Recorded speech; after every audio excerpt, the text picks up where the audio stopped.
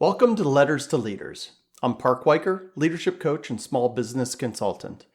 Through my work with leaders at every level, I spot the same recurring challenges, and I write letters addressing them directly and practically. In each episode, I read one of those letters aloud. Let's get to today's. Dear Leader, I've been working with your leadership team to help them become better communicators.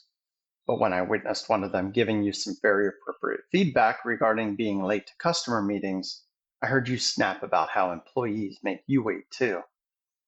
I watched as the salesperson tried to get back to the core issue, only to be met by increasing aggressiveness. He backed down, nodding in agreement. You had won. But what exactly did you win? I'm reminded of an event of my own.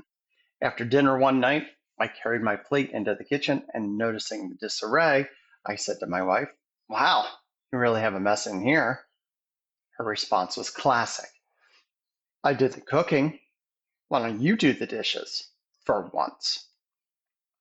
She had responded in the manner of a combat veteran: defend, counter, and escalate.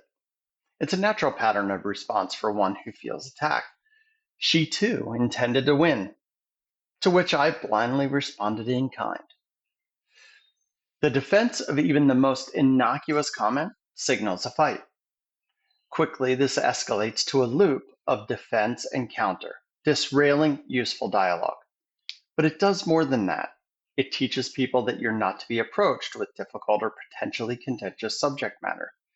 And rather than risk a fight in the future, they keep their mouth shut and making you blind to the most important information. Your quick wit is one of your biggest strengths.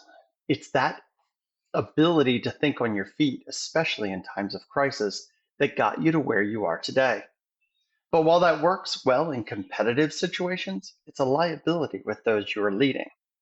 So, like Mr. Miyagi, I'm going to give you some homework to build a habit that will help you avoid this detrimental behavior. In every conversation, especially when it begins, I want your first response to be a breath. That's right. Be quiet for 3 to 5 seconds before you respond, as you purposefully inhale, then exhale. No, not just the contentious conversations, every conversation. We want to build this habit of pausing when you're conversing with your leaders. It would seem odd at first, and people may look at you strangely, but it will give you a moment to think about how you want the conversation to produce its most positive result. Keeping that focus will make every statement more effective. Imagine me employing that strategy with my wife in the messy kitchen. "You know what? You're right. Can we do it together?"